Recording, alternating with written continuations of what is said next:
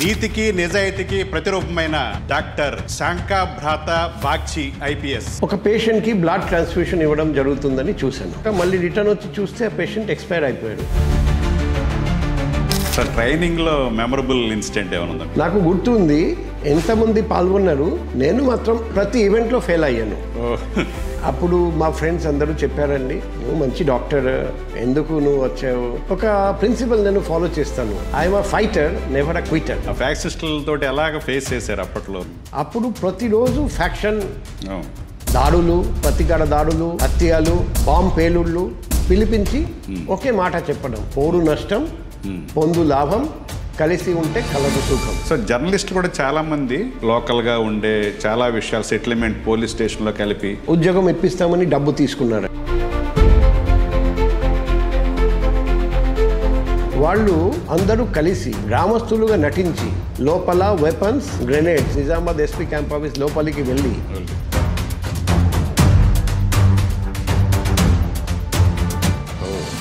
కానీ భగవంతుడు కాపాడారండి.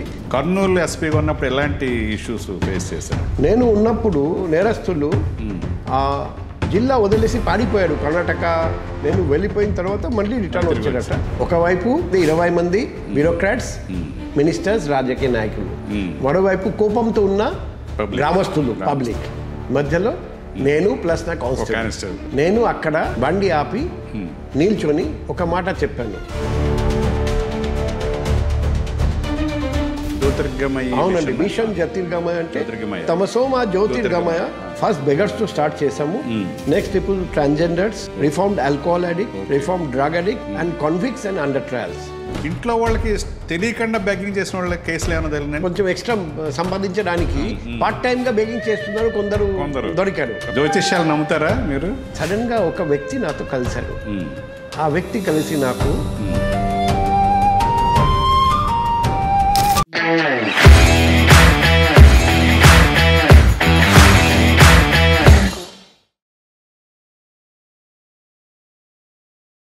Hi, welcome to Jerry talks. నేను మీ వీరశంకర్ని. 22 ఏళ్ల క్రితం పూర్ణ మార్కెట్ పోలీస్ స్టేషన్లో కొత్తగా వచ్చిన ఇన్స్పెక్టర్ ప్రజలకు ఏ అవసరం వచ్చినా తనకు నేరుగా ఫోన్ చేయొచ్చని 9848022338 అనే నెంబర్ని పబ్లిక్గా ఇచ్చాడు. ఇది నిజం అనుకుంటున్నారా? ఇది సినిమా కథ, శివమణి అనే సినిమా కథ. ఇప్పుడు దాన్ని నిజం చేస్తూ ఆంధ్రప్రదేశ్లోనే విశాలమైన నగరం విశాఖపట్నం కమిషనర్ ఆఫ్ పోలీస్గా ఛార్జ్ తీసుకున్న రోజే ప్రజలకి ఏ అవసరం వచ్చినా 24/7 తనకు నేరుగా ఫోన్ చేయొచ్చని 7995095799 అనే నెంబర్ని పబ్లిక్ ఇచ్చారు. ఆయన ఎవరో కాదు, నీతికి నిజాయితీకి ప్రతిరూపమైన డాక్టర్ శాంకా భ్రాత బాగ్చి ఐపీఎస్. ఇప్పుడు ఆయనతో ముచ్చడించి డాక్టర్ అయిన ఆయన ఐపీఎస్ కి ఎందుకు మారారో తెలుసుకుందాం. అలాగే విశాఖపట్నంలో ఆయన వినూత్న కార్యక్రమం ఎన్నో చేపట్టారు, అవన్నీ విజయవంతంగా కొనసాగుతున్నాయి. వాటి ఇన్ అండ్ అవుట్ గురించి కూడా తెలుసుకుందాం. నమస్తే బాగ్చి గారు. నమస్తే. చాలా థ్యాంక్స్ అండి. మీ బిజీ షెడ్యూల్లో మీలాంటి వ్యక్తుల గురించి ప్రజలకు తెలిస్తే వాళ్ళు ఎంతో ఇన్స్పైరింగ్గా ఫీల్ అవుతారు అనే ఉద్దేశంతో మిమ్మల్ని అడగగానే ఒప్పుకున్నందుకు థ్యాంక్ యూ సో మచ్ అండి. చిన్న గిఫ్ట్ మా జైరీ ట్యాక్స్ తరపున మీకు ఎంతో ఇష్టమైన Belgium dark chocolate and Ferrero Rocher chocolates. ఈ రెండు అమ్మాయికి, ఒకటి మా చిన్న అమ్మాయి కోసం. చిన్న అమ్మాయి కోసం. Thank you sir. అసలు ఎంబీబీఎస్ చేసి మీరు ఎండి చదువుతుండగా ఈ ఐపీఎస్లోకి రావడానికి కారణం ఏంటి? అసలు ఏది ఇన్స్పైర్ చేసింది మిమ్మల్ని? ఇప్పుడు నా ఫాదర్ డాక్టర్, నా బ్రదర్ ఇన్ లా డాక్టర్, నా బ్రదర్ డాక్టర్, నాది డాక్టర్ కుటుంబం. నా అమ్మ కూడా పదే పదే ఒకే మాట చెప్పారండి, మంచి డాక్టర్గా నీకు మంచి పేరు రావాలి. కానీ నా జీవితంలో 2 సంఘటనలు జరిగాయి. అందుకే నా కుటుంబంలో సివిల్ సర్వెంట్ ఎవరు లేకపోయినా కూడా, పోలీస్ ఆఫీసర్ ఎవరు లేకపోయినా కూడా నేను పోలీస్ సర్వీస్ జాయిన్ అవుతానని నిర్ణయం తీసుకున్నాను. అమ్మ మాట కాదని మీరు ఐపీఎస్లో రావడానికి ఎలా బలమైన సంఘటన ఏది, ఏం జరిగింది? అవునండి, మొదటి సంఘటన, నేను అప్పుడు ఎంబీబీఎస్ పూర్తి చేసిన తర్వాత ఇంటర్న్షిప్ చేయాల్సి వస్తుంది. ఇంటర్న్షిప్ భాగంగా ప్రతి డిపార్ట్మెంట్లో కొన్ని రోజులు పనిచేయాల్సి వస్తుంది జూనియర్ డాక్టర్గా. జనరల్ మెడిసిన్ డిపార్ట్మెంట్లో పనిచేస్తున్నప్పుడు ఒకరోజు రాత్రి పేషెంట్ చూస్తూ, అది రౌండ్స్ అంటాడు మెడికల్ టర్మ్స్లో, ఆ రౌండ్స్ చేస్తూ ఉండగా సడన్గా రాత్రి అప్పుడు అరౌండ్ 10 అవుతుంది, ఒక పేషెంట్కి బ్లడ్ ట్రాన్స్ఫ్యూషన్ ఇవ్వడం జరుగుతుందని చూశాను. మళ్ళీ రౌండ్ అయిపోయినాక మళ్ళీ రిటర్న్ వచ్చి చూస్తే ఆ పేషెంట్ ఎక్స్పైర్ అయిపోయాడు, చనిపోయారండి. బ్లడ్ ట్రాన్స్ఫ్యూషన్ ఇంకా పూర్తి కాలేదు. అప్పుడు నాకు ఆకస్మికంగా అనుమానం వచ్చింది. ఒకసారి దగ్గరికి పోయి చూస్తే ఆ బ్లడ్ వచ్చేసి ఎక్స్పైర్డ్ బ్లడ్, అది కూడా ప్రైవేట్ బ్లడ్ బ్యాంక్ నుండి తెచ్చిన బ్లడ్. అది గవర్నమెంట్ హాస్పిటల్, అక్కడ గవర్నమెంట్ పక్కన మంచి గవర్నమెంట్ బ్లడ్ బ్యాంక్ ఉంది.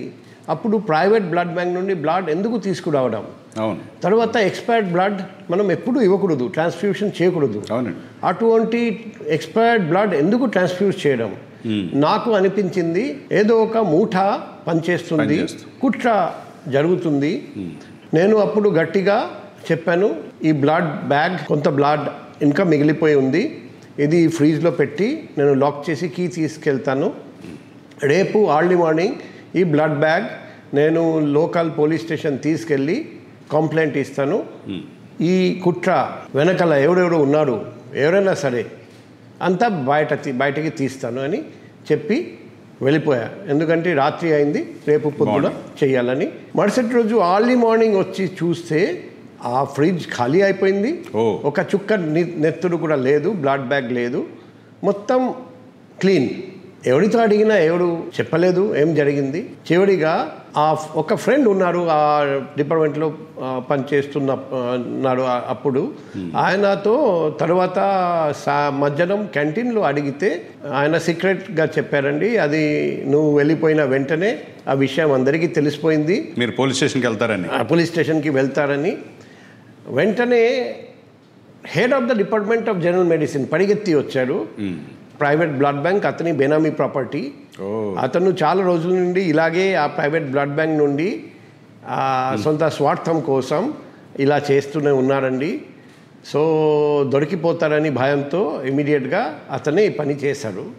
ఎటువంటి ఎవిడెన్స్ లేకుండా అంతా ఎవిడెన్స్ డిస్ట్రాయ్ చేశారని చెప్పారండి. ఆ సంఘటన మిమ్మల్ని కలిసివేసి ఉంటుంది. అవునండి. నేను అప్పుడు వరకు అనుకున్నాను మెడిసిన్ చాలా నోబెల్ ప్రొఫెషన్, నేను అదృష్టవంతును కాబట్టి నాకు అదృష్టంగా నేను భావించాను మెడిసిన్ నాకు రావడం, సీట్ రావడం, మెడికల్ కాలేజ్లో సీట్ రావడం. అప్పుడు నాకు అనిపించింది ఇటువంటి నోబెల్ ప్రొఫెషన్లో కూడా ఇటువంటి అవినీతి జరుగుతూ ఉంటే నేను ఎందుకు పోలీస్ డిపార్ట్మెంట్ జాయిన్ చేయకూడదు, ఎందుకు అటువంటి అవినీతి పరులను బయటికి తీసుకురాకూడదు అని నాకు ఒక ఫీలింగ్ వచ్చింది. కొన్ని రోజుల తర్వాత ఇంకొక ఇన్సిడెంట్ జరిగింది. అది నా ఫస్ట్ టైం ఓటింగ్. ఇక్కడ సీడ్ ఏర్పడింది మీకు. అవునండి. ఆ రెండో ఇన్సిడెంట్ ఎప్పుడు జరిగిందంటే నాకు ఫస్ట్ టైం ఓటింగ్ రైట్ వచ్చింది. 18 దాటిపోతే మనకు ఓటింగ్ రైట్ వస్తుంది. అప్పుడు లోక్సభ పార్లమెంటరీ ఎలక్షన్స్. నా ఫ్యామిలీ అది జాయింట్ ఫ్యామిలీ. గ్రాండ్ మదర్కి 6 మంది కొడుకులు. సో 6 మంది కొడుకులు, కోడళ్ళు, అండ్ మ్యారేజ్ కూడా అయిపోయింది. సో టోటల్ 12 మంది ప్లస్ మేమిద్దరం, నేను ప్లస్ నా కజిన్ సిస్టర్, మొత్తం 15 మంది. నా గ్రాండ్ మదర్ నేతృత్వంలో మేము ఒక క్యూ కట్టి ఓటింగ్ వేయడానికి వెళ్ళాము. అర్లీ మార్నింగ్ 7 లోపల అక్కడ నిల్చొని ఉన్నాము. ఎప్పుడు ఛాన్స్ వస్తుంది చూస్తూ ఉండగా సడన్గా ఒక వ్యక్తి, ఆ వ్యక్తి మా కాలనీలోనే ఉంటాడండి, ఆ local ruling party leader. Sir ఆకస్మికంగా చూశాను, అతను మా వద్దకు వస్తున్నారండి. ఆయనతో పాటు ఇంకా కొందరు పోలీస్ వాళ్ళు కూడా వస్తున్నారండి. నేను పట్టించుకోలేదు. వాళ్ళు అందరూ వెళ్ళిన తర్వాత వాళ్ళు మా గ్రాండ్ మదర్ వైపు వెళ్ళారండి. అమ్మమ్మ, నా డాడీ గారి అమ్మ, ఆమె దగ్గరికి వెళ్ళిన తర్వాత ఆమెకి చెప్పారండి, మేడం మీ 15 ఓట్స్, మీ ఫ్యామిలీలో 15 ఓట్స్ ఉన్నాయి, మేము వేస్తాం, మీరు అందరూ ఇంటికి వెళ్ళిపోండి, ఈ ఎండ ఉంది, మీరు అంత కష్టపడకూడదు. డైరెక్ట్గా కలకత్తా సిటీ నడిబొడ్డున అందరూ చూస్తూ ఉండగా అప్పుడు నా గ్రాండ్ మదర్ ఏం చెప్పారంటే, నా ఓట్ నా హక్కు, నా ఓట్ నేను వేస్తాను, నువ్వు చిన్నవాడు, నువ్వు ఇంటికి వెళ్ళిపో. ఆ వ్యక్తి ప్రతి కొడుకు దగ్గరికి వెళ్ళి బెదిరించడం మొదలుపెట్టాడు. తర్వాత నా అమ్మ దగ్గరికి వెళ్ళి, ఇదిగో నీ అబ్బాయి మొన్ననే మెడికల్ పాస్ చేశారు, ఇంకా మంచి భవిష్యత్తు ఉంది, నీ అబ్బాయి బతకలా వద్దా నువ్వు ఆలోచించుకో డైరెక్ట్గా. అండ్ ప్రతిసారి ఆ పోలీసు వాళ్ళు కూడా వచ్చి ఒప్పిస్తున్నారు. కొలాబరేట్ అయ్యారు. అవును, పోలీసు వాళ్ళు కూడా ఒప్పిస్తున్నారు.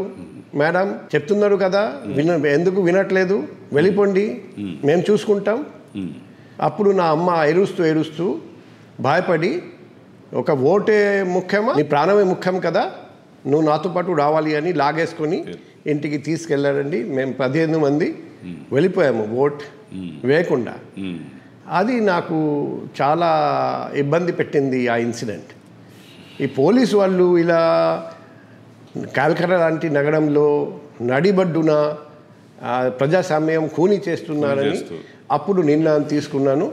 నేను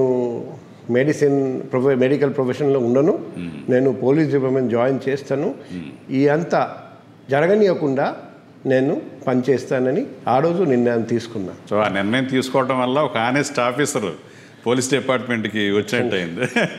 అందుకే ఫస్ట్ టైం రాసాము, మాకు వచ్చింది. సో అందుకే మేము ఆంధ్రప్రదేశ్ క్యాడర్లో వచ్చారు.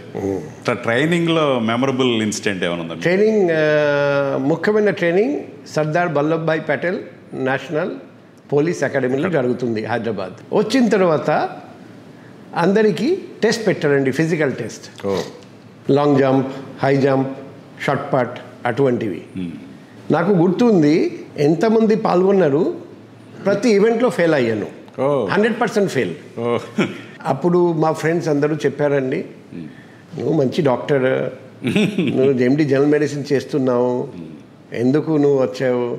నా అమ్మ కూడా, నేను చెప్పాను కదా, నువ్వు అనవసరం అటువైపు వెళ్ళడం, తిరిగిరా ఇంటికి, మంచిగా మంచి ప్రాస్పెక్ట్స్ ఉన్నాయి, డాక్టర్గా బాగా చేస్తావు. అక్కడ ట్రైనీలో ఉన్న కొలీగ్స్ ఏనంట, కొలీగ్స్ కూడా చెప్పారు. నా అమ్మకి తెలియజేస్తే అమ్మ కూడా చెప్పారు. అప్పుడు చెప్పాను కదా, నువ్వు వద్దు, పోలీస్ వద్దు, మెడిసిన్ ముద్దు, సో నువ్వు తిరిగిరా.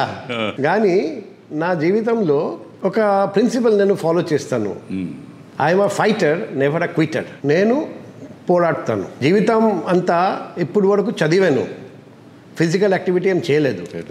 ఇప్పుడు నుండి అదే స్టార్ట్ చేస్తాను. తర్వాత 1 year తర్వాత రిజల్ట్ వచ్చింది, నాకు ఆల్రౌండ్ బెస్ట్ ఐపీఎస్ ఆఫీసర్ ట్రైనీగా సెలెక్ట్ చేయడం జరిగింది మన భారతదేశంలో. అన్ని ఫెయిల్ అయిన మొత్తం ఓవర్కమ్ చేసి మీరు అదే best trainee award, all round best prime ministers batten, home ministers revolver నాకు ఇవ్వడం జరిగింది. నా తర్వాత ఇప్పుడు వరకు ఆంధ్రప్రదేశ్ క్యాడర్ నుండి ఎవరికి ఈ గౌరవం దక్కలేదు. Great sir. సో 1998 నాకు ఇది వచ్చింది.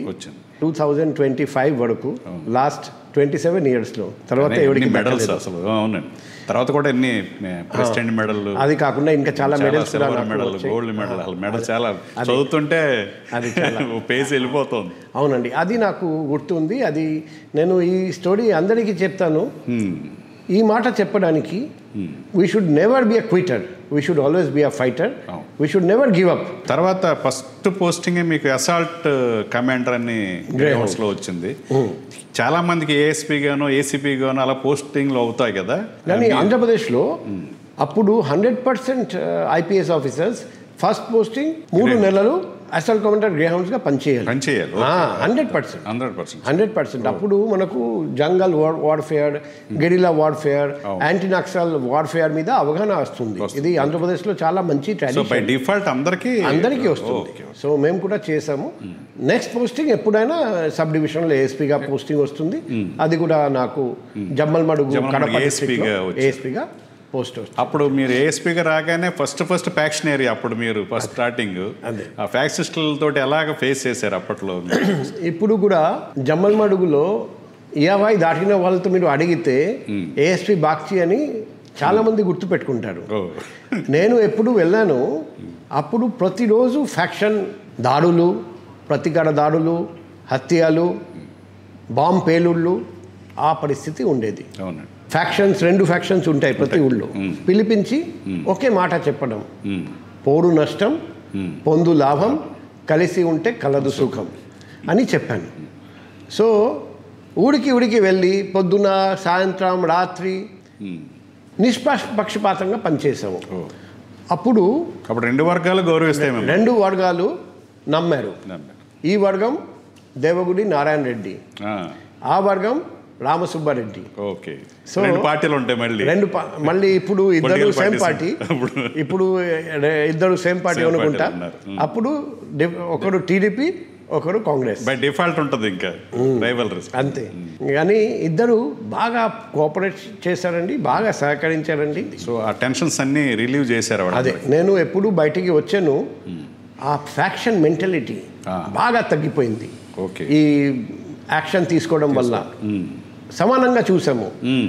ఏ పార్టీ అయినా సరే అందరికీ ఒకటి న్యాయం జరిగింది.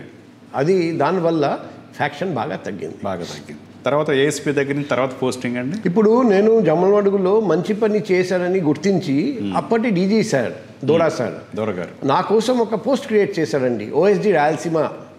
అప్పటి వరకు ఆ పోస్ట్ లేదు. నేను వెళ్ళిపోయిన తర్వాత మళ్ళీ ఆ పోస్ట్ పోయిందో. సో ఓఎస్డి రాయలసీమగా నేను 4 డిస్ట్రిక్ట్స్కి అప్పుడు అనంతపూర్లో ఒక ఓఎస్డి ఉన్నారండి. సో నాది కడప, కర్నూలు, చిత్తూరు 3 డిస్ట్రిక్ట్స్ ఇన్ఛార్జ్గా పెట్టాడండి ఓఎస్డిగా. అంటే డైరెక్ట్గా ఐజీ రాయలసీమ లోకేంద్ర శర్మ ఆయనకు రిపోర్ట్ చేయమని ఆర్డర్ వచ్చింది. ఐజీకి జస్ట్ మీరు సబార్డినేట్ అంతే. సో నేను ఫస్ట్ కర్నూలులో చేశాను, తర్వాత కడపలో చేశాను, కర్నూలు ఎస్పీగా చేశారు. అది కాదు ఓఎస్డిగా చేశారు. ఓకే. అప్పుడు తర్వాత ఎస్పీ కర్నూలుగా తర్వాత చేశాను. కానీ ఓఎస్డి రాయలసీమగా ఫస్ట్ కర్నూలులో, తర్వాత కడపలో, చిత్తూరు వెళ్ళాలి. అప్పుడు నాకు ఎస్పీగా ప్రమోషన్ వచ్చేసింది. సో నేను ఎస్పీగా ఉమ్మడి నిజామాబాద్ డిస్ట్రిక్ట్ అక్కడికి వెళ్ళాను. సో నిజామాబాద్ ఎస్పీగా ఉన్నప్పుడు అక్కడ నక్సలైట్ల అటాక్ ఒకటి జరిగిందని విన్నాను మీ మీద. అదే జరిగింది కాదు, జరగబోయింది. ఓకే. నేను చెప్తాను అందరికీ, నా జీవితంలో 2 సార్లు నాకు పునర్జన్మం లభించింది. అది మొదటి పునర్జన్మం నిజామాబాద్లో ఉన్నప్పుడు. అప్పుడు నక్సల్ ప్రాబ్లం చాలా ఎక్కువగా ఉండేది. ఇప్పుడు వైజాగ్లో నేను ఎప్పుడైనా ఆఫీస్ నుండి పనిచేస్తా. అక్కడ ఎక్స్ట్రీమిస్ట్ ఏరియాలో, నక్సల్ ఏరియాలో ముఖ్యంగా క్యాంప్ ఆఫీస్ నుండి ఎక్కువగా పనిచేసేవారండి ఆ రోజు ఎస్పీలు. సో క్యాంప్ ఆఫీస్ అంటే అప్పుడు పబ్లిక్ అందరూ క్యాంప్ ఆఫీస్కి రావాలి. ఒకరోజు ఒక ఎన్కౌంటర్ జరిగింది. అందులో రామకృష్ణ అని నక్సల్ లీడర్ చనిపోయారండి, నిజామాబాద్ ఆదిలాబాద్ సరిహద్దు ఏరియాలో. తర్వాత అప్పటి డీజీ సార్ నాకు కాల్ చేసి, బాక్షి అతని జబ్బు నుండి ఏం దొరికింది తెలుసా? అప్పుడు తెలుసుకున్నాను.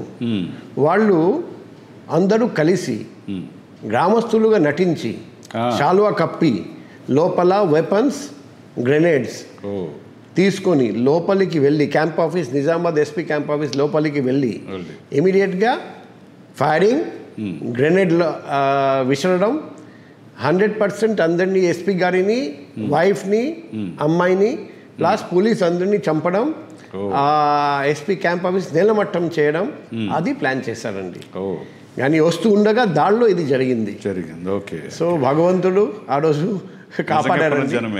అలాంటి ఆపరేషన్ అప్పుడు జరగలేదు. క్యాంప్ ఆఫీస్కి వచ్చి వాళ్ళు అటా చేసి భారతదేశంలో ఒక సిగ్నల్ పంపిస్తాం అని ప్లాన్ చేశారు.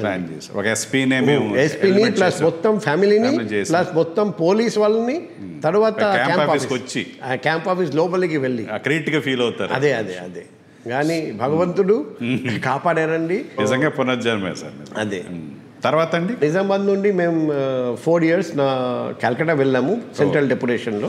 డెప్యుటేషన్ సిబిఐకి వెళ్ళారని విన్నాను నేను. Central deputation. అది మీ ఇంట్రెస్ట్ తోటి వెళ్ళారా లేకపోతే వాళ్ళు? నా ఇంట్రెస్ట్ తోటే వెళ్ళాను. నా క్యాల్కటాలో నా ఫ్యామిలీ కొన్ని అవసరాలు ఉంటాయి. డాడీ, మమ్మీ, నా సిస్టర్, బ్రదర్ వాళ్ళ అవసరాలు. హెడ్ ఆఫ్ ది అదే నేను ఆఫీస్ అక్కడ మీరు సిబిఐలో అప్పుడు నేను వెళ్ళలేదు. ఇది 2 సార్లు వెళ్ళాను సిబిఐకి. ఫస్ట్ టైం వెళ్ళాను BPRND అని ఉన్న ఆర్గనైజేషన్, అది ట్రైనింగ్ ఇన్స్టిట్యూషన్. అక్కడ 4 years ప్రిన్సిపల్గా పనిచేశాను. సో అదే నాకు ట్రైనింగ్ అంటే చాలా ఇష్టం, టీచింగ్ అంటే చాలా ఇష్టం. ఎందుకంటే నా ఫాదర్ కూడా టీచరే, మెడికల్ టీచర్. నా గ్రాండ్ ఫాదర్ కూడా టీచరే, ఆయన ప్రిన్సిపల్, హెడ్ మాస్టర్. నా వైఫ్ కూడా టీచర్. సో టీచింగ్ చాలా ఇష్టం కాబట్టి ఆ 4 years కూడా సెంట్రల్ డిటెక్టివ్ ట్రైనింగ్ ఇన్స్టిట్యూట్ ఇప్పుడు అంటారు, అప్పుడు సెంట్రల్ డిటెక్టివ్ ట్రైనింగ్ స్కూల్, అక్కడ ప్రిన్సిపల్గా పనిచేశాను. మళ్ళీ 2007 రిటర్న్ వచ్చి ఫస్ట్ కర్నూలు ఎస్పీ, ఉమ్మడి కర్నూలు ఎస్పీ, తర్వాత 1 year ISBలో MBA చేసి మళ్ళీ చదువుకున్నారు. మళ్ళీ MBA స్టడీ లీవ్ తీసుకుని ISB బ్రహ్మాండ ఇన్స్టిట్యూషన్ కదా హైదరాబాద్ ISB. గుంటూరు ఉమ్మడి గుంటూరు ఎస్పీగా పనిచేసి తర్వాత ప్రమోషన్ పొంది డిఐజీగా గ్రేహౌండ్స్లో 3 సంవత్సరాలు పనిచేశాను. సిఐడిలో ఒక 6 months అలా చేసి 8 months చేసి అప్పుడు సిబిఐ మళ్ళీ సిబిఐ అప్పుడు ఫస్ట్ డిఐజీగా తర్వాత జాయింట్ డైరెక్టర్గా ఫస్ట్ జాయింట్ డైరెక్టర్ పాట్నా తర్వాత joint director north eastern zone చేసి 4 years తర్వాత మళ్ళీ రిటర్న్. కాన్ఫ్లిక్ట్స్ ఉండి నార్త్ ఈస్ట్ లో అప్పట్లో బాగా అవునండి. శారదా కేస్ అందరికీ తెలుసు కదా, అది చిట్ ఫండ్ స్కామ్ ఇవన్నీ ఇన్వెస్టిగేషన్ చేసి తర్వాత ఇక్కడికి రిటర్న్ రావడం. కర్నూలు ఎస్పీగా ఉన్నప్పుడు ఎలాంటి ఇష్యూస్ ఫేస్ చేశారు? అక్కడ కూడా ఫ్యాక్షన్ అండ్ అక్కడ ఈ సోషల్ వైసెస్ మట్కా ప్యాకట ఇవన్నీ ఎక్కువగా జరిగేది. మట్కా ఎక్కువ ఉండేది అప్పుడు. నేను ఉన్నప్పుడు అందరూ నేరస్తులు ఆ జిల్లా వదిలేసి పారిపోయారు. కర్ణాటక వేరే జిల్లాకి పారిపోయారట. నేను వెళ్ళిపోయిన తర్వాత మళ్ళీ రిటర్న్ వచ్చారట అని నాకు తర్వాత. అప్పటికే మీ ట్రాక్ రికార్డ్ వాళ్ళకి తెలిసి ఆ తర్వాత గుంటూరులో ఉండగా గుంటూరులో ఒక ఇంపార్టెంట్ ఇన్సిడెంట్, రేపల్లిలో వరద.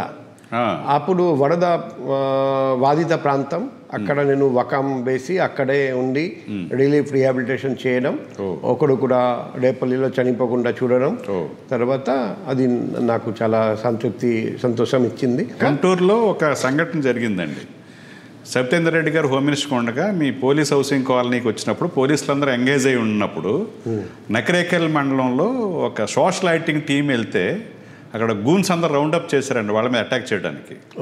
ఒక ప్రోగ్రామ్ ఆఫీసర్ మీకు టెస్ట్ చేశారు. టెస్ట్ 10 minutesలో మీ పోలీస్ ఫోర్స్ అక్కడికి వెళ్ళిపోయింది, అంత ఎంగేజ్డ్గా ఉండగా. ఆ విధంగా ఆయన అన్నాడు, శ్రీకాంత్ ఆయన పేరు, ప్రోగ్రామ్ మేనేజర్. అప్పుడు నేను బతుకున్నానంటే కారణం ఆయన అంత ఎంగేజ్డ్గా ఉన్నప్పుడు కూడా జస్ట్ టెక్స్ట్ చేసిన 10 minutesలో రెస్పాండ్ అయిపోయారు ఆయన. విషయం నాకు తెలియదు, ఆయన చెప్పారు. 10 minutes అంట జస్ట్. గుంటూరులో వాళ్ళ పోలీస్ హౌసింగ్ కాలనీకి సంబంధించిన ప్రోగ్రాము ప్రోటోకాల్ ఉంది, హోమ్ మినిస్టర్ వచ్చింది ఆవిడ. సో అందరూ ఎంగేజ్గా ఉంటే 10 minutesలో రెస్పాండ్ అయ్యారు. సవితా రెడ్డి గారు హోమ్ మినిస్టర్ ఉన్నప్పుడు అదొక సంఘటన ఆయన షేర్ చేసుకున్నాడు నాకు. మీ గురించి ఇలా ఇంటర్వ్యూ చేస్తాను కానీ నాకే జరిగింది సంఘటన ఇలాగని చెప్పి. ఇంకొక ఇన్సిడెంట్ నాకు గుర్తు ఉంది. అప్పుడు ఆ వరద వచ్చింది చెప్పాను కదా, కొన్ని గ్రామాలు వరద ప్రాంతం వెళ్ళాలంటే 2-wheeler మీద వెళ్ళాలి. ఆ 2-wheeler మీద వెళ్ళాను. ఒక చోట నాతో పాటు ఆ కానిస్టేబుల్ ఉన్నారండి. అక్కడికి పోయి చూస్తే సడన్గా అక్కడ కలెక్టర్ గారితో పాటు మినిస్టర్ గారితో పాటు అందరూ బ్యూరోక్రాట్స్ రాజకీయ నాయకులు అందరూ ఉన్నారు. పబ్లిక్ చాలా కోపంతో ఉన్నారు. దాదాపు 100 మంది పబ్లిక్ కన్ఫ్రంట్ చేయడానికి వెళ్తున్నారు. ఏమైనా కొడతారని ఆ అనుమానం కూడా ఉండేది. నేను ప్లస్ నా కానిస్టేబుల్, ఇంకా ఎవరు లేరు. అప్పుడు చుట్టూ ఎక్కడ చూసినా వరద నీళ్ళు. ఫోర్స్ రప్పించాలంటే ఫోర్స్ రాలేరండి. ఆ పరిస్థితి. ఒకవైపు 15 మంది 20 మంది బ్యూరోక్రాట్స్, మినిస్టర్స్, రాజకీయ నాయకులు, మరోవైపు కోపంతో ఉన్న గ్రామస్తులు, పబ్లిక్. మధ్యలో నేను ప్లస్ నా కానిస్టేబుల్. నేను అక్కడ బండి ఆపి నిల్చొని ఒక మాట చెప్పాను, నేను ఇక్కడ నిల్చొని ఉన్నాను, నన్ను దాటి ఎవరు వెళ్ళకూడదు. నా రోజు నా మాట విని నన్ను దాటి ఎవరు వెళ్ళలేదు. అందరూ అక్కడి నుండి ప్రశ్న అడిగారు, ఇది ఎందుకు జరిగింది, ఇది ఎందుకు జరిగింది, ఇది నీ తప్పు, ఇది నీ తప్పు, ఇది నీ వల్ల, ఇవన్నీ చేశారు. ఎటువంటి దాడులు జరగలేదు. తర్వాత అక్కడ ఉన్న ఒక మినిస్టర్ నా మీద కంప్లైంట్ చేశాడు, ఇట్లా పబ్లిక్ వచ్చి అంత కోపంతో మా మీద దాడికి వస్తే పోలీస్ ఎస్పీ ఫోర్స్ తీసుకురాలేదు, అతను ఒక కానిస్టేబుల్ తప్ప ఎవరిని తీసుకురాలేదు. ఇంటెన్షన్ చేసినట్టుగా ఫీల్ అయ్యాడు. ఆ పరిస్థితి నాకు కూడా తెలియదు వాళ్ళు వస్తారని. నేను ఉండడం వల్ల వాళ్ళు బతికారు. కానీ తర్వాత నా మీద కంప్లైంట్ చేసి ఇంటర్ప్రిటేషన్ మారిపోయింది. అదే అప్పుడు నేను ఎక్స్ప్లెయిన్ చేశాను ఈ పరిస్థితి. నేను ఆ రోజు లేకపోతే ఒక పెద్ద సంఘటన జరిగేది. కానీ పబ్లిక్కి నా మీద నమ్మకం ఉండడం వల్ల రెస్పెక్ట్ తోటే వాళ్ళు అందరూ మాట్లాడారు. తర్వాత అందరూ రిటర్న్ వెళ్ళిపోయారు. తర్వాత పాలిటీషియన్స్, బ్యూరోక్రాట్స్ అందరూ వెళ్ళిపోయారు. అప్పుడు నేను తిరిగి రేపల్లి వెళ్ళాము. సార్, ఇప్పుడు ఎస్పీగా ప్రస్థానం అయిపోయిన తర్వాత డిఐజీగా ప్రమోట్ అయ్యారు కదా. డిఐజీగా ప్రమోట్ అయిన తర్వాత మీకు ఏ జ్యుడిషియరీ ఏరియాలో? నేను డిఐజీగా మన 3 చోట్ల పనిచేశాను. ఒకటి గ్రేహౌండ్స్, రెండోది సిఐడి, మూడోది సిబిఐ. అందులో సిబిఐలో చాలా కీలకమైన పాత్ర పోషించాను. అక్కడ శారదా స్కామ్ నేను ఇన్వెస్టిగేట్ చేశాను. అందులో చాలా మంది ministers, MPs, national wise sensation. తర్వాత మేము కంప్లైంట్ చేశామని యూనియన్ హోమ్ సెక్రటరీ అతన్ని కూడా షిఫ్ట్ చేయడం జరిగింది. చాలా మంది అరెస్ట్ కాదు, అతను ఫోన్ చేశారని ఒక వ్యక్తికి హెల్ప్ చేయమని. సో ఆ విషయం తెలియజేయడం జరిగింది. వెంటనే యూనియన్ హోమ్ సెక్రటరీ అంటే పెద్ద పోస్టు, అక్కడ నుండి ఆ వ్యక్తిని ఇమీడియట్ గా షిఫ్ట్ చేయడం జరిగింది. మీరు ఆయన అండర్లో వస్తారేమో. అవునండి, యూనియన్ హోమ్ సెక్రటరీ అంటే ఈవెన్ డైరెక్టర్ ఐబీ కూడా ఆయన అండర్లో వస్తారు కదా. యూనియన్ హోమ్ మినిస్టర్, దాని కింద యూనియన్ హోమ్ సెక్రటరీ. ఆ వ్యక్తిని ఇంటికి పంపడం జరిగింది మేము చేసిన కంప్లైంట్ బేస్ చేసుకుని. వేరే వాళ్ళు అయితే చేయరు, అదే బాస్ కదా ఈ విధంగా. అదే సుపీరియర్ కదా. అదే సుపీరియర్ అంటే చాలా సుపీరియర్ అదే యూనియన్ హోమ్ సెక్రటరీ అంటే కేబినెట్ సెక్రటరీ తర్వాత నంబర్ 2 సీనియర్ ఐఏఎస్ ఆఫీసర్ వచ్చేసి యూనియన్ హోమ్ సెక్రటరీ. సో అప్పుడు 2013-14లో ఆ ఇన్సిడెంట్ జరిగింది. సో అది ఒక ఇంపార్టెంట్ సంఘటన. తర్వాత ఏసీబీ కూడా పనిచేశారు కదా. ఏసీబీకి నేను 3.5 సంవత్సరాలు ఇక్కడ పనిచేశాను. ఇక్కడ చేశారు. తర్వాత ఏసీబీ తర్వాత ఏపీఎస్పీలో పనిచేశాను. ఏసీబీలో ఉండగా చాలా మంది చాలా మందిని మేము పట్టుకున్నాము. 2017 to 2020-21 వరకు చాలా మందిని పట్టుకున్నాము. సో చాలా మంది గవర్నమెంట్ అఫీషియల్స్ మేము తిట్టుకుని ఉంటారు ఏసీబీలో మీ సిన్సియారిటీ చూసి. ఇప్పుడు అలాగే దాన్ని ఎలా ఫేస్ చేశారు? నాకు ఒక ఫిల్మ్ గుర్తు వస్తుంది. అప్పుడు రవీంద్రనాథ్ ఠాగూర్ రాసిన ఒక పుస్తకం ఉంది, బౌ ఠాకురానీర్ హాట్. గంగా నది ఉంది కదా, అక్కడ జట్టి ఉంటుంది. బెంగాలీలో జట్టిని ఘాట్ అంటారు. సో ఆ ఫిల్మ్లో ఒక వ్యక్తిని చంపడానికి ఆ వ్యక్తి చాలా మంచివాడు. ఒక వ్యక్తిని ఇంకొక వ్యక్తిని పంపిస్తాడు. ఇప్పుడు చంపబోతున్నాడు ఆ వ్యక్తికి, ఎవరిని చంపుతున్నాడు ఆ వ్యక్తి మీద గొడవ ఉంది, కానీ రాజు ఆర్డర్ ఇచ్చారని. అతనికి వేరే మార్గం లేదు. సో అతను వచ్చి చెప్తున్నారు, మిమ్మల్ని చంపడానికి నాకు ఆర్డర్ వచ్చింది, ఇది నా తప్పు కాదు, నా మనస్సులో మీరు అంటే ఎంతో గౌరవం, దయచేసి నన్ను క్షమించండి. అప్పుడు ఆ వ్యక్తి చెప్తున్నారు, నువ్వు ఏం తప్పు చేయట్లేదు, నువ్వు నీ కర్తవ్యం మాత్రం చేస్తున్నావు అని నాకు తెలుసు, నువ్వు నీ కర్తవ్యం చేసుకో. నా కర్తవ్యం నేను చేశాను. ఆ వ్యక్తుల మీద నాకు ఎటువంటి గ్రాజ్ లేదు, వాళ్ళు ఎవరు అది కూడా నాకు తెలియదు. సో మీ ఆనెస్ట్ చూసి వాళ్ళు ఏమి అనలేరు కూడా, గ్రడ్జ్ చూపించలేరు, మీ డ్యూటీ మీరు చేస్తారని. డ్యూటీ నేను చేశాను. ఏసీబీలో ఉన్నారు, తర్వాత మధ్యలో విజిలెన్స్ లో 1 year చేశాను. ఏడీజీ లా అండ్ ఆర్డర్ గా నేను ఎలక్షన్ జరిపాను. అవునవును, అది కూడా మీకు అవార్డు వచ్చింది. అదే సక్సెస్ఫుల్ గా ఎలక్షన్ కమిషన్ నుండి 2 అవార్డ్స్ వచ్చింది. ఒకటి స్టేట్ ఎలక్షన్ కమిషన్ నుండి, ఒకటి నేషనల్ ఎలక్షన్ కమిషన్ నుండి award. Lok Sabha election state police nodal officer గా చక్కగా ఎలక్షన్ నిర్వహించారని నాకు అవార్డు వచ్చింది. అవార్డ్స్ రావడం అనేది ఇంకా పరిపాటిగా అయిపోయింది మీకు, మెడల్స్ అవార్డ్స్. విశాఖపట్నం పోలీస్ కమిషనర్గా ఛార్జ్ తీసుకున్న రోజే చాలా మురిసిపోయారు, చాలా బెస్ట్ డే ఈ రోజు, డాక్టర్స్ డే అని. సో మీరు డాక్టర్ అవటం వల్ల ఆనందం కలిగింది మీకు అదే రోజు. డాక్టర్స్ డే వచ్చేసి మన doctor Bidhan Chandra Roy, second chief minister West Bengal పనిచేశారండి. ఈ రోజు వరకు అందరూ అంటారు ఆయనే బెంగాల్లో ద బెస్ట్ చీఫ్ మినిస్టర్ ఈ రోజు వరకు. ఓకే, ఆయన ఆ రోజు 1 జూలై జన్మించారండి, ఆ రోజు ఆయన చనిపోయారు. జయంతి వర్ధంతి రెండు ఒకే రోజు. సో ఆయన చదివిన మెడికల్ కాలేజ్ కోల్కతా, ఆ కాలేజ్లో నేను కూడా చదివాను. సో అందుకే ఎక్స్పీరియన్స్ అదే డాక్టర్స్ డే రోజు జాయిన్ చేయడానికి నాకు అవకాశం వచ్చింది. మెన్షన్ చేశారు దాన్ని. అదే నాకు అది గర్వకారణం. తర్వాత రాగానే చాలా మంది సిపిలు యాంటీ సోషల్ ఎలిమెంట్స్కి వార్నింగ్ ఇస్తాయి, రౌడీ షీటర్స్కి, వాళ్ళకి లా అండ్ ఆర్డర్ కరెక్ట్గా ఉండాలి, పీస్ఫుల్గా ఉండాలి, పబ్లిక్ ఇబ్బంది కలగవచ్చండి. ఫస్ట్ టైం మీరు డిపార్ట్మెంట్ వాళ్ళని ఒక హెచ్చరిక జారీ చేశారు, కరప్షన్ ఉండకూడదు, పబ్లిక్ని చాలా రెస్పెక్ట్ చేయాలి, వచ్చిన వాళ్ళని కూర్చోబెట్టి చేయాలి అనేది. దానివల్ల డిపార్ట్మెంట్లో ఎటువంటి వ్యతిరేకత రాలేదా? ఇది నా 4th డిస్ట్రిక్ట్. ఇంతకుముందు కూడా 3 డిస్ట్రిక్ట్లో పనిచేశాను. కొందరు హ్యాపీ ఫీల్ అవుతారు, కొందరు కోపంతో ఉంటారు. కానీ మా పని మేము చేయాలి కదా.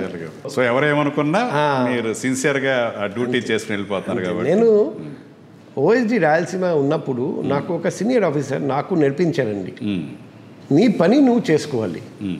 ఎవరు ఏమనుకుంటారు అలా ఆలోచిస్తూ ఉంటే నువ్వేం పని నువ్వు పని చేయడానికి నీకు టైం ఉండదు. అదే ఆలోచించడం, ఎవరు ఏమనుకుంటారు, ఇది చేస్తే అతను ఏమనుకుంటారు, అది చేస్తే ఇతను ఏమనుకుంటాడు.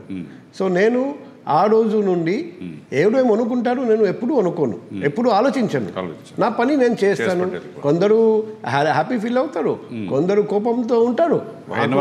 అంతే అంతే. తెల్లవారుజామున 5 o'clock కూడా డ్రగ్స్ తీసుకున్న కుర్రాళ్ళు అక్కడ వాకింగ్ వెళ్ళే వాళ్ళ మీద వాళ్ళు అటాక్లు చేయటం చాలా డిస్టర్బెన్స్గా ఉండేది. పబ్లిక్ కామెంట్స్ చూశాను నేను. ఈయన వచ్చిన తర్వాత చాలా ఎరాడికేట్ అయ్యింది. ఫస్ట్ మీరు యుద్ధం ప్రకటించింది డ్రగ్స్ అండ్ నార్కటిక్స్ మీద. అది ఎంతవరకు మీ 14 నెలల రెజైమ్లో ఎంతవరకు సక్సెస్ కాగలిగారు? నేను అనుకుంటున్నా చాలా వరకు సక్సెస్ అయింది. సక్సెస్ అవ్వడానికి కారణం కూడా నా ఫోన్ నంబర్. ఎక్కడ ప్రాబ్లం ఉన్నా, ఆ డ్రగ్స్ ప్రాబ్లం ఉండొచ్చు, రౌడిజం ప్రాబ్లం ఉండొచ్చు, ట్రాఫిక్ ప్రాబ్లం ఉండొచ్చు, అమ్మాయిని వేధిస్తున్నారు ఆ ప్రాబ్లం ఉండొచ్చు, ప్యాకట ఉండొచ్చు, ప్రాస్టిట్యూషన్ ఉండొచ్చు, ధైర్యంగా మీకు ఫోన్ చేసి చెప్పొచ్చు. అదే మీకు ఐడెంటిటీ మీరు కీప్ చేస్తారు. అదే నేను ఎవరికి బయట చెప్పను. సో ప్రతిరోజు ప్రతి రాత్రి నాకు కాల్స్ వస్తుంటాయి ఎక్కడ ఏదైనా ఉంటే. అందులో కొన్ని ఫాల్స్ ఇన్ఫర్మేషన్ ఫేక్ కూడా ఇస్తారు. అందుకే నేను వెరిఫై చేసి తర్వాత యాక్ట్ చేయమంటా. ఎందుకంటే నాకు కూడా తెలుసు కొందరు గ్రాజ్ పెట్టుకొని మనసులో శత్రువుల మీద కావాలని చెప్తారు. సో అది కూడా వెరిఫై చేసి చేయమంటాను. కానీ దానివల్ల ఖచ్చితంగా ఎక్కడెక్కడ ప్రాబ్లమ్స్ ఉన్నాయి మాకు ముందుగానే తెలుస్తుంది. నేనే నా ఆఫీసర్కి అలర్ట్ చేస్తాను. నా ఆఫీసర్కి చాలా సార్లు తెలియదు ఏం జరుగుతుంది. నేనే చెప్తాను ఇట్లా ఇక్కడ ఇది జరుగుతుంది, నేను అనుకుంటున్నా ఇది ఒక గేమ్ చేంజర్ అన్నమాట. దానివల్ల నా నిద్ర పోయింది, నా మనశ్శాంతి పోయింది. నాది కాదు, నా వైఫ్ కూడా బాగా సాక్రిఫైస్ చేస్తున్నారండి. పాజిటివ్ వచ్చేసి ఈ పబ్లిక్ హాయిగా రాత్రి నిద్రపోతారని. ఇది డెఫినెట్గా పరిణామం. సో మీ దగ్గరికి ఎవరైనా ముందు అది వెళ్ళిపోతే మన తరపున ఆయన న్యాయం చేసేస్తాడని సఫర్ చేసినోడు కూడా మీ దగ్గర రావచ్చు. అలాంటప్పుడు అనలైజేషన్ చేసుకుని చేస్తారు కదా. ఇప్పుడు నా దగ్గరికి అనుకోండి ప్రతి డిస్ప్యూట్ తగాదాలో 2 పార్టీస్ ఉంటారు. ఇప్పుడు చాలా మంది ఏమనుకుంటారు, నేను సార్ దగ్గరికి పోతే సార్ నాకు ఫేవర్ చేస్తారని అనుకుంటారు. కానీ నేను ప్రతి తగాదాలో నా ఆఫీసర్కి చెప్తాను, ఈ వ్యక్తిని పంపిస్తున్నా, అతన్ని కూడా రప్పించండి, ఇద్దరిని కూర్చోపెట్టండి, తర్వాత ఇద్దరికి న్యాయం చేయండి అని 100% చెప్తాను. ఎందుకంటే నా దగ్గరికి వచ్చిన వ్యక్తి నిజం చెప్పొచ్చు, అబద్ధం చెప్పొచ్చు. అతనికి అన్యాయం జరిగి ఉండొచ్చు, అతను అన్యాయం చేసి ఉండొచ్చు. సో నా దగ్గరికి రావడం వల్ల బెనిఫిట్ వస్తుందని ఎవరైనా ఆలోచిస్తే అది పొరపాటు. ఎవరు ముందు వస్తే వాళ్ళకి కొంతమంది అలా చేస్తారు, కానీ అట్లా చాలా ఆలోచించి వాళ్ళకి ఎలా చేస్తారు, అది కూడా ఎవర్షన్ వినమని. సో జర్నలిస్ట్ కూడా చాలా మంది చాలా చోట్ల చాలా సిటీస్లో వింటాం, వాళ్ళే లోకల్గా ఉండే చాలా విషయాలు సెటిల్మెంట్ పోలీస్ స్టేషన్లో కలిపి అదేమైనా ఎరాడికేట్ చేయగలిగారా వైజాగ్లో? ఇప్పుడు మొన్ననే ఒక జర్నలిస్ట్ మీద కేసు పెట్టి అరెస్ట్ చేసి జైలు పంపించారు. ఉద్యోగం ఇప్పిస్తామని డబ్బు తీసుకున్నారని. ఎవరైనా తప్పు చేస్తే అతను జర్నలిస్ట్ ఉండొచ్చు, డాక్టర్ ఉండొచ్చు, ఎవరైనా ఉండొచ్చు, అందరికీ చట్టం ఒకటే కదా. ఎందుకంటే మీ ట్రాక్ రికార్డులో హోమ్ మినిస్టర్ యూనియన్ సెక్రటరీకే మీరు కంప్లైంట్ చేశారు ఆయన ఇన్వాల్వ్ ఉంటే. సో ఎవరికి స్పేర్ చేసే పరిస్థితి ఉండదు. కొంతమంది అపోహలు పడుతూ ఉండొచ్చు కదా, జర్నలిస్టులు చెప్తే ఆయనకి వెళ్ళి చెప్తే అదే నిజం అనుకుంటారు. ఇంకొకటి లాస్ట్ 15 monthsలో నేను ఎక్కడికి వెళ్ళినా సెల్ఫీ అడిగినా నేను అలౌ చేస్తాను. సో చాలామంది నాతో పాటు ఫోటో పెట్టి నేను సిపి గారి తాలూకా అని చెప్పొచ్చు, సిపి నా క్లోజ్ ఫ్రెండ్ అని చెప్పొచ్చు. అందులో ఏమి ఇబ్బంది లేదు. కానీ అది చెప్పిన తర్వాత ఏదైనా అడిగితే, ఏదైనా బెదిరిస్తే, ఏదైనా తప్పు చేస్తే ఇంకా ఎక్కువ పనిష్మెంట్ ఉంటుంది. అదే చాలా మంది వచ్చి నాకు చెప్తారు, సార్ అవతల వర్గం చెప్తున్నారు అతను సిపి తాలూకా. నేను చెప్తాను నా ఫోటో చూపెట్టి, నేను చెప్పిన ఇప్పుడు నువ్వు కూడా నా ఫోటో చూపెట్టి చెప్పు, నేను కూడా సిపి తాలూకా అని చెప్పాలి. ఎందుకంటే నా ఫోటో అందరి దగ్గర ఉంటాయి. సో అది నా దగ్గరికి వచ్చి సార్ ఒక ఫోటో దిగుతా అంటే అతను మంచివాడు చెడ్డవాడు తెలియదు. సో నల్లమల్ల ఫారెస్ట్ కి ఒక్కరే ఎందుకు వెళ్ళారు? ఒకసారి ఏదో నల్లమల్ల ఫారెస్ట్ కి ఒక్కరు వెళ్ళారంట ఆ పొజిషన్లో ఉండి. అదే నేను నల్లమల్ల ఫారెస్ట్లో 5 రోజులు యాంటీ నక్సలైట్ ఆపరేషన్ చేశాను, కానీ ఒక్కడు వెళ్ళలేదు. గ్రే హౌన్స్ పార్టీతో కలిసి ఓఎస్డీగా ఉన్నప్పుడు తిరుపతి దగ్గర శేషాచలం ఉంది, అక్కడ కూడా ఆపరేషన్ చేయించాము. సిమిలర్లీ అది మన కడపలో ఉన్నప్పుడు ఓఎస్డీ కడప వెళ్ళేవాళ్ళు అలాగా. అవును, మేము రెగ్యులర్గా వెళ్ళేవాళ్ళం. ఇప్పుడు ఆ పరిస్థితి లేదు. అప్పుడు మావోయిస్ట్ కూడా ఎక్కువ మంది ఉండేవాళ్ళని మేము పర్సనల్గా ఆపరేషన్ చేసేవాళ్ళం. సార్ ఇప్పుడు ఏం సౌత్ కొరియన్ వెబ్ సిరీస్ ఏం చూస్తున్నారు ఇప్పుడు? అదే మాకు సౌత్ కొరియన్ వెబ్ సిరీస్ అంటే చాలా ఇష్టం. అందులో జోసియన్ డైనస్టీ అని అప్పుడు ఉంటుంది, జోషియన్ డైనస్టీ మీద చాలా సీరియల్స్ వస్తాయి, నాకు చాలా ఇష్టం. అందుకే సార్ మీరు చాలా సింపుల్ లివింగ్, చాలా లో ప్రొఫైల్, కరప్టెడ్ కాదు, మీకు వచ్చే జీతంతో ఉంటారు. మీకు ఈ రాజులు రాజ్యాలు కోటలు ఆ సినిమాలు ఇష్టం అంటే అది ఎలా మ్యాచ్ అవ్వట్లేదు టేస్ట్ అసలు మాకు. ఇప్పుడు అదే బాహుబలి కూడా బాగా ఇష్టం అంట మీకు. అవును, ఇప్పుడు ఇవన్నీ చూస్తే అందులో మంచి రాజులు ఎలా అక్కడ కరెక్ట్ అయ్యారు, ఎలా అడ్మినిస్ట్రేషన్ మేనేజ్ చేస్తారు అది మనం నేర్చుకోవచ్చు. ఎలా న్యాయం చేస్తారు, అదే పేదవాళ్లకు ఎలా న్యాయం చేస్తారు. తర్వాత కుట్ర జరుగుతుంది ఎక్కడైనా, అలా చేస్తే ఆ కుట్ర జరిగితే ఎలా కుట్ర భగ్నం చేస్తారు. సో క్రైమ్ అనాలిసిస్ లా చూస్తారు మీరు, అలా ఉపయోగించుకుంటారు. సో ఇప్పుడు ఈ చాక్లెట్లకి మీ శ్రీమతి గారికి ఏదో సంబంధం ఉంది. నా పెద్ద అమ్మాయి, నా చిన్న అమ్మాయి. శ్రీమతి గారికి ఇవ్వను. కాదు, ఎవరు చాక్లెట్ మీద ఏదో మీ ఇద్దరికి ఒక మెమరీ ఉందండి. అయితే నేను ఐఎస్బిలో చదువుతుండగా నా వైఫ్ అప్పుడు ఒక స్కూల్లో టీచర్గా పనిచేశారండి. ఆ టీచర్స్ డేలో ఈ చాక్లెట్ వచ్చింది, ఈ సేమ్ ఫెరరో రోచర్ చాక్లెట్ వచ్చింది. నా వైఫ్ ఫ్రీజ్లో పెట్టేసి వెళ్ళిపోయింది. సో నేను మొత్తం చాక్లెట్ తిన్నాను. అప్పుడు వైఫ్ రిటర్న్ వచ్చి, నేను నా అమ్మాయిల కోసం పెట్టా, నువ్వు ఎందుకు మొత్తం తిన్నావు అని అడిగితే, సరే నేను కంపెన్సేషన్ చేస్తాను, నేను అమ్మాయిల కోసం ఇటువంటి 2 ప్యాకెట్స్ తెప్పిస్తా అని తెప్పించాను. నేను ఏదో ఒకటి చాక్లెట్ తీసుకొస్తే నువ్వు మొత్తం తినేస్తావని ఆ రోజు జరిగింది ఐఎస్బిలో. ఆవిడ ఫిల్మ్ మేకర్ అయిపోయారు, షార్ట్ ఫిల్మ్ మేకర్ గా. ఇప్పుడు కూడా హైదరాబాద్ లో షూటింగ్, పోస్ట్ ప్రొడక్షన్ లో. అవును. సో మీ ఎంకరేజ్మెంట్ చాలా బాగా చేస్తారని చెప్పారు. అంటే నేను, నా వైఫ్ వచ్చేసి మంచి సింగర్, మంచి డాన్సర్, మంచి రైటర్. అదే కల్చర్ అంటే చాలా ఇష్టం. విశ్వభారతి యూనివర్సిటీలో చదివాడండి. సో నాకు ఒకరోజు వచ్చి నా వైఫ్ చెప్పారండి, నాకు ఈ లైన్ అంటే ఇష్టం. నేను చిన్నప్పుడు నా తల్లిదండ్రులతో అడిగితే వాళ్ళు పర్మిషన్ ఇవ్వలేదు. నేను చెప్పాను, నేను నమ్ముతాను ఇదే మొదటి జన్మం, ఇదే ఆఖరి జన్మం. ఈ జన్మంలోనే మన ప్యాషన్స్ ఏం చేయాలి పూర్తి చేయాలి. కాబట్టి నువ్వు ఖచ్చితంగా చెయ్యి, నేను పూర్తిగా మద్దతు ఇస్తా. అప్పుడు హ్యాపీగా ఫీల్ అయ్యి, అది టఫ్ లైన్. దానికంటే టఫ్ వచ్చేసి అది సక్సెస్ అవుతుందో లేదో అది తెలుసుకోవడం ముందుగానే నేను బ్లెస్సింగ్స్ ఇచ్చాను, గో అహెడ్ అని చెప్పాను. అమ్మాయిలు ఏం చేస్తున్నారండి ఇప్పుడు? అమ్మాయి, పెద్ద అమ్మాయి తెలంగాణ హైకోర్టులో పనిచేస్తున్నారండి. చిన్న అమ్మాయి హైదరాబాద్ అయితే. అవునండి, చిన్న అమ్మాయి హైదరాబాద్లో ఏఎస్ఐసి మెడికల్ కాలేజ్ సనత్ నగర్లో ఫైనల్ ఇయర్ మెడిసిన్ చదువుతున్నాడు, ఎంబీబీఎస్. మీ వారసురాలు, మీ డాక్టర్ అనుకున్న ఒక ఆవిడ వచ్చారు. అంటే నేను లా కూడా చేశాను. మీరు లా కూడా చేశారు? లాయర్ కూడా. సో ఒక అమ్మాయి మా లా లైన్ ఎంబీఏ చేశారు, ఎల్ఎల్బి చేశారు, అండ్ డాక్టర్ కూడా చేశారు, ఎంబీబీఎస్ కూడా చేశారు కదా. అది ఆల్రెడీ డాక్టర్, ఎంబీఏ, లాయర్ 3 చేశారు. మీరు చాలా భాషలు నేర్చుకుంటున్నారు కూడా విన్నాను నేను. ఏ భాషల దాకా నేర్చుకున్నారు ఇప్పుడు దాకా? బెంగాలీ నా మాతృభాష, తెలుగు, ఇంగ్లీష్, తెలుగు సామెతలు కూడా చెప్తున్నారు మీరు. హిందీ, కలిసి ఉంటే కలసుకం, హిందీ, సాంస్క్రిట్. అది కాకుండా ఒడియా, అస్సామీస్, మరాఠీ, గుజరాతీ, ఈ 4 భాషలు నేను ఇదర్ మాట్లాడగలుగుతాను, లేకపోతే చదవగలుగుతారు. అండ్ ఫ్రెంచ్ కూడా నేర్చుకున్నారు కొంతవరకు. సో ఇంకా భాష నేర్చుకోవాలని ఉంది. సో రికార్డ్ బ్రేక్ చేస్తారు. ఆయన 14 భాషల్లో పండితుడు ఆయన. అవే అవును. ఇప్పుడు నెక్స్ట్ ఇంకే ఏ భాష నా నేర్చుకున్నారు? అమ్మాయి కొరియన్ నేర్చుకున్నారండి. నా పెద్ద అమ్మాయి, పెద్ద అమ్మాయికి చెప్పాను ఇప్పుడు కొరియన్ నేర్పించాలి నాకు. తమిళ్, కన్నడ? తమిళ్ కూడా నేను నేర్చుకోవడం మొదలు పెట్టాను, ఉర్దూ కూడా నేర్చుకోవడం మొదలు పెట్టాను. కానీ టైం లేక ఆగిపోయా. మళ్ళీ టైం ఉంటే బోత్ తమిళ్ అండ్ ఉర్దూ నేర్చుకోవాలని ఉంది. కన్నడ, మలయాళం? కన్నడ అంటే ఆల్మోస్ట్ సేమ్ తెలుగు లాంటిది ఉంటది. తెలుగు లాంటిది. సో మీకు రాని భాషలు 2 వచ్చు నాకు. అవునండి, తమిళ అండ్ కన్నడ. సో తర్వాత అసలు ఒక అమెరికన్ ప్రెసిడెంట్ వచ్చినప్పుడు హైదరాబాద్ నుంచి బెగ్గర్స్ అందరినీ వేరే చోట తీసుకెళ్ళిపోయారు.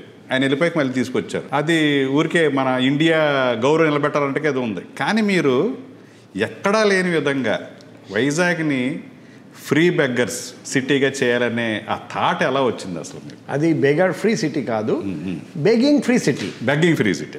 ఇప్పుడు బెగర్ ఫ్రీ సిటీ అంటే బెగర్స్ ని కొట్టి తరిమేస్తే అది బెగర్ ఫ్రీ అయిపోతుంది. అవును, బెగ్గింగ్ ఫ్రీ. Begging free. వాళ్ళు మన సిటీలో ఉండాలి కానీ బెగ్గింగ్ చేయకూడదు. సో ఎందుకంటే చిన్నప్పుడు నుండి చూస్తున్నా ఈ ప్రపంచంలో ఉన్నవాళ్ళు ఎక్కడికి వెళ్ళినా ప్రజలు గౌరవిస్తారు, లేని వాళ్ళు ఎక్కడ ఉన్నా ప్రజలు పట్టించుకోరు. సో లేని వాళ్ళు కూడా మనుషులే, వాళ్ళ కోసం ఎవడొకరు చేయాలి కదా.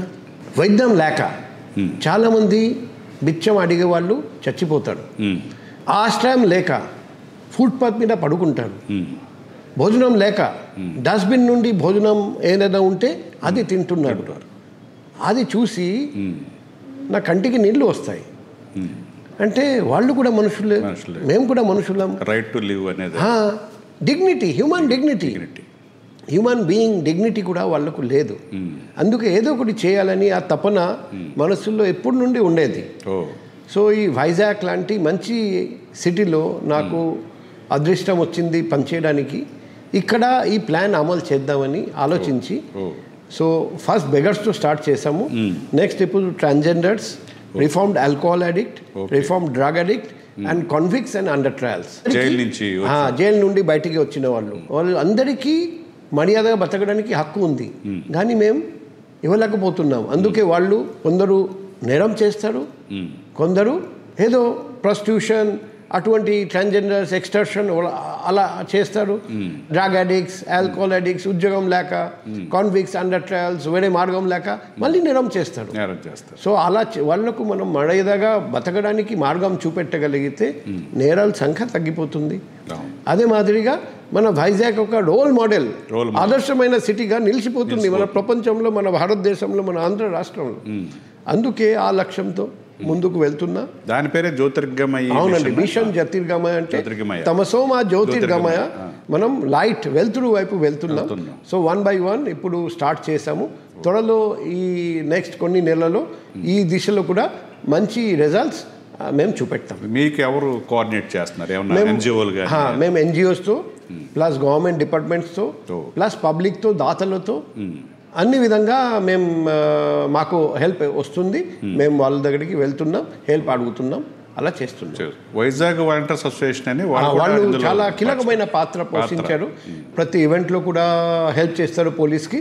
కానీ ఈ ఈవెంట్లో, ఈ బెగర్స్ రిహాబిలిటేషన్ దాంట్లో ఫస్ట్ సర్వే చేయడం, అది ఫస్ట్ స్టెప్ అదే జరిగింది. ప్రతి బెగర్ దగ్గరికి వెళ్ళి నీకు ఏం కావాలి, నీ ఏజ్ ఎంత, వ్యాధులు ఎన్ని ఉన్నాయి, నీ ఫ్యామిలీ ఉన్నారా లేరా, వాళ్ళ ఫోన్ నంబర్, నీ ఫోన్ నంబర్, ఈ అంతా డీటెయిల్స్ కలెక్ట్ చేయడం. నీకు నీ ఒకవేళ ఉద్యోగం చేస్తావా అట్లా. సో చేసి సర్వే చేసి తర్వాత ఇండివిజువల్గా వాళ్ళకు ఏం కావాలి ఆ సొల్యూషన్ ఇవ్వడం జరిగింది. మేము బలవంతంగా ఏదైనా చేస్తే వాళ్ళు పాడిపోతారు, వెళ్ళిపోతారు, వేరే సిటీకి వెళ్ళిపోతారు. సో అలా చేయడం జరిగింది. సో తర్వాత ఇది వచ్చేసి కంటిన్యూయింగ్ ప్రాసెస్. ఇప్పుడు ఈ ఫీల్డ్ ఖాళీ అయిపోయింది చూసి వేరే జిల్లా నుండి బెగర్స్ వస్తారు, ఇక్కడ పోటీ లేదని. అప్పుడు వాళ్ళని కూడా రిహాబిలిటేట్ చేయడం, లేకపోతే ఇంటికి పంపడం. ఈ మిషన్ జ్యోతిర్గమయ కింద మోర్ దెన్ 100 మెంబర్స్ని మేము ఫ్యామిలీతో రీయునైట్ చేశాము. వాళ్ళు ఇక్కడ బెగర్స్గా పనిచేశారు.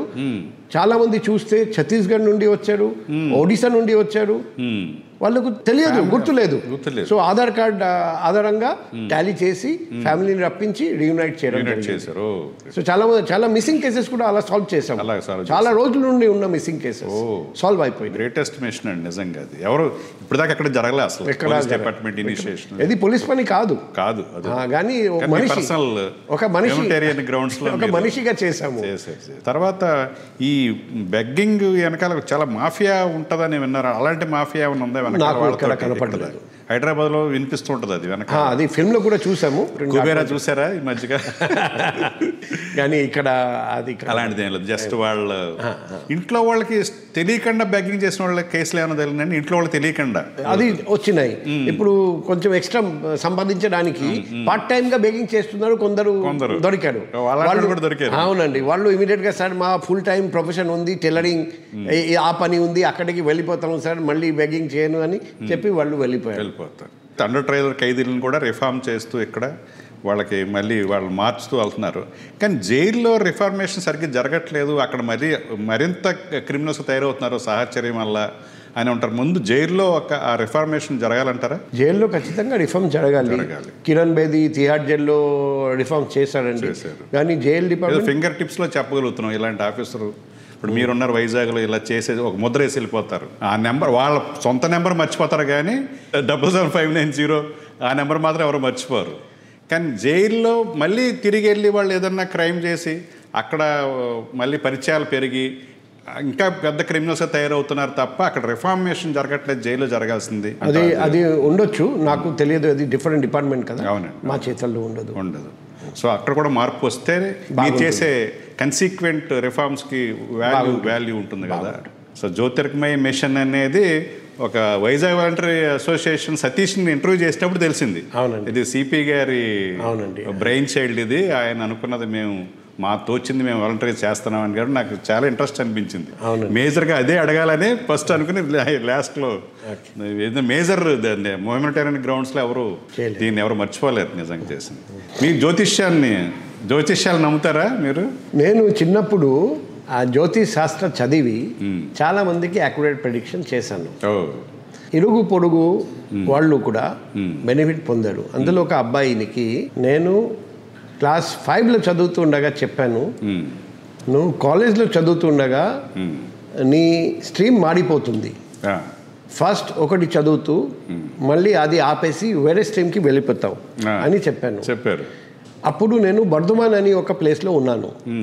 15 సంవత్సరాల తర్వాత క్యాల్కటాలో అతను నాతో కలిసి నాకు చెప్పారు, నేను అప్పుడు చెప్పిన క్లాస్ 5లో చదువుతూ ఉండగా ప్రెడిక్షన్ చేశాను, అది నిజమైందని అతను అప్పుడు చెప్పారు. మీరు స్టడీ చేశారు జ్యోతిష్ శాస్త్రాన్ని? అది కాదు, స్టడీ చేశాను. కానీ తర్వాత సడన్గా ఒక వ్యక్తి నాతో కలిశారు. ఆ వ్యక్తి కలిసి నాకు, నువ్వు ఇప్పటి నుండి ఎటువంటి ప్రెడిక్షన్ చేయకూడదు, హారోస్కోప్ చూడకూడదు, అప్పుడు నీకు నీ ప్రాణానికి ముప్పు ఉంటుంది అని చెప్తే అప్పటి నుండి మానుకున్నాను. చేయట్లేదు. అదే లేకపోతే మా ఫ్యామిలీలో కూడా చాలా మంది ఎక్స్పర్ట్స్ ఉన్నారు. నా డాడీ, నా బాబాయిలు అందరూ ఎక్స్పర్ట్స్. ఒక లెగసీగా వచ్చింది. నా గ్రాండ్ మదర్ కూడా ఎక్స్పర్ట్.